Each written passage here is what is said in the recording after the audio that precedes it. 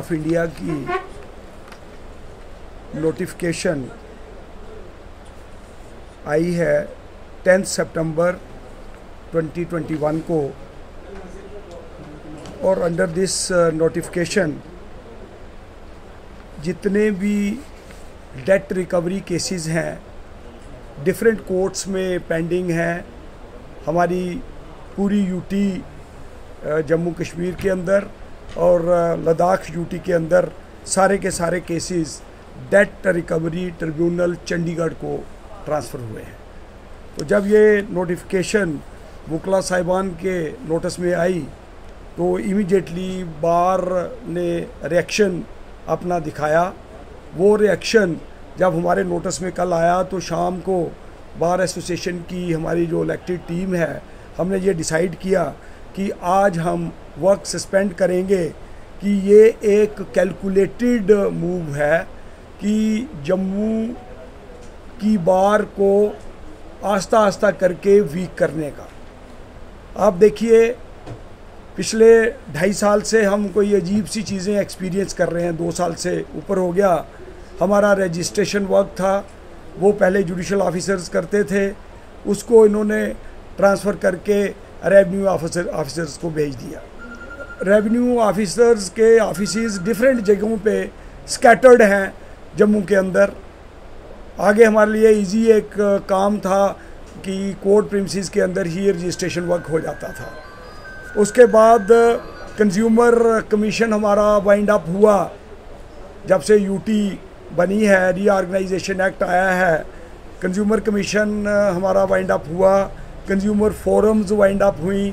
हमें तो आज तक ये नहीं पता कि हमारी ये जो फाइल्स हैं कमीशन की और फोरम की, ये कहाँ पे पड़ी हुई हैं और इनको कौन देख रहा है। इसके साथ सेंट्रल एडमिनिस्ट्रेटिव ट्रिब्यूनल, हम आपके साथ जब भी मुलाकात करते हैं तो ये चर्चा हम करते आ रहे हैं कि ये ट्रिब्यूनल जो है इसकी लोकेशन, इसकी सीट कोर्ट प्रीमिसेस में होनी चाहिए। रजिस्ट्रेशन वर्क चाहे रेवेन्यू के लोग करें, वो कोर्ट प्रीमिसेस हमारी जो हमारा जानीपुर कॉम्प्लेक्स है इसके अंदर बननी चाहिए। ये सारे अरेंजमेंट्स गवर्नमेंट को पहले कर लेने चाहिए थे, उसके बाद फेज्ड मैनर में चीज़ें जो हैं वो हमारे से निकालनी चाहिए थी। अब ये डेट रिकवरी ट्रिब्यूनल जो है ये इन्होंने जो इसको जुरिस्डिक्शन दे दी, नोटिफिकेशन निकाल दी, और हमारा जितना काम डेट रिकवरी का यहाँ पेंडिंग है सिविल कोर्ट्स में, ये सारा का सारा काम जो है वो निकल जाएगा।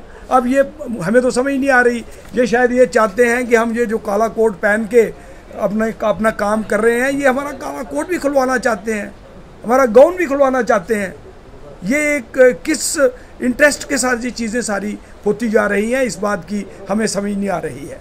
इसलिए हम प्रेस के माध्यम से, आप लोगों के मीडियम से गवर्नमेंट को एक अल्टीमेटम आज देना चाहते हैं कि आप एंटी बार जो पॉलिसीज़ हैं, एंटी पीपल पॉलिसीज़ जो हैं, इनको बंद कर दीजिए। आप देखिए, एक आदमी पार्डर में रह रहा है, उसके खिलाफ एक मुकदमा हो जाता है पार्डर में रहने वाले के खिलाफ। जब कोई आदमी द्रास लेके आगे रह रहा है, उस आदमी के खिलाफ कोई मुकदमा हो जाएगा, वो मुकदमा अपना फाइट करने के लिए अब चंडीगढ़ जाएगा अकॉर्डिंग टू दिस नोटिफिकेशन। ये सारी जो ऑर्गेनाइजेशंस हैं लोगों की कन्वीनियंस के लिए हैं, पब्लिक वेलफेयर, पब्लिक कन्वीनियंस के लिए हैं। ये तो सारा काम इनकन्वीनियंट जो है तरीके से करना इन्होंने शुरू कर दिया है। अभी मुझे एक वकील साहब मिले, वो सुना रहे थे कि ह्यूमन राइट्स कमीशन हमारी स्टेट में था जब रीऑर्गेनाइजेशन एक्ट से पहले, वो कमीशन ख़त्म हो गया। आज तक 2500 फाइल्स वो ह्यूमन राइट्स कमीशन में पेंडिंग थी। वो कहाँ पे हैं? कौन सी फोरम, कौन सी अथॉरिटी उन फाइल्स को देख रही है? कौन सी ऑर्गेनाइजेशन उनको कंसिडर कर रही है? ये बड़े इंपॉर्टेंट क्वेश्चंस हैं। हम पढ़े लिखे लोग हैं, हम सभी लोग ये कहते हैं जी बार जो है, बार हमारी ड्यूटी है टू हेल्प दी पब्लिक। जो लोग अदालतों में आते हैं, लिटिगेंट्स की अगर अदालत में कोई प्रॉब्लम होगी, हम अदालतों में जाएंगे। फोरम हमें पता है कौन कौन से फोरम है। ये जो नया तरीका इन्होंने ढूंढ लिया है, मैं ये समझता हूँ ये सारे लॉज ऐसे लॉज हैं जो इम्प्लीमेंट नहीं हो सकते। इतने इफेक्ट हो चुके हैं इतनी हमारी लार्ज स्ट्रेंथ थी, आज स्ट्रेंथ डे बाई डे कम होती जा रही है, लोग प्रोफेशन छोड़ना शुरू हो गए हैं। अगर यही बात रही तो मैंने आपको पहले ही कहा कि ये हमारे जो अजीज़ या मैं, हम लोग भी अपना काला कोट उतार देंगे। यही चाहती है गवर्नमेंट।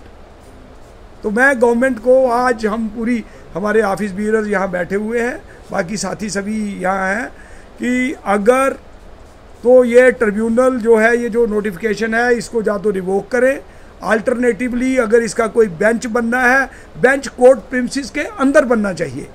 अगर कोर्ट प्रिमिसेस के अंदर ये बेंच बना देते हैं तो ठीक है। हम इनको 15 दिन का टाइम दे रहे हैं इसलिए कि हमारे जो ग्रीवेंसीज हैं उन ग्रीवेंसीज को रिड्रेस करें।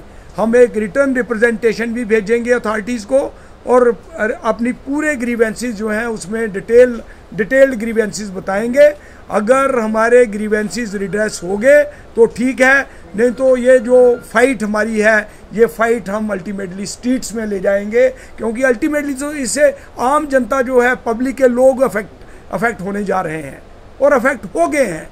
सर्विस मैटर्स की वजह से, ट्रिब्यूनल में जाने की वजह से, बेंच की एक ही बेंच है, बेंचेस की शॉर्टेज की वजह से आज की डेट में सर्विस मैटर्स का डिस्पोजल नहीं हो रहा। हमने वो भी अपील की कि बेंच और बढ़ने चाहिए, आज तक बेंच नहीं बढ़े। कंज्यूमर कमीशंस नहीं बने, कंज्यूमर फोरम्स नहीं बने, ह्यूमन राइट्स कमीशन नहीं है।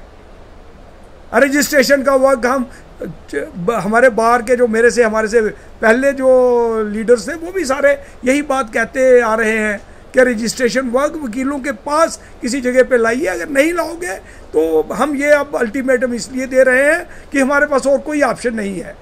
तो हमें एक एजुकेशनल पाथ जो है वो अडॉप्ट करना पड़ेगा, उसके अलावा और दूसरा कोई रास्ता हमें सामने नज़र नहीं आता।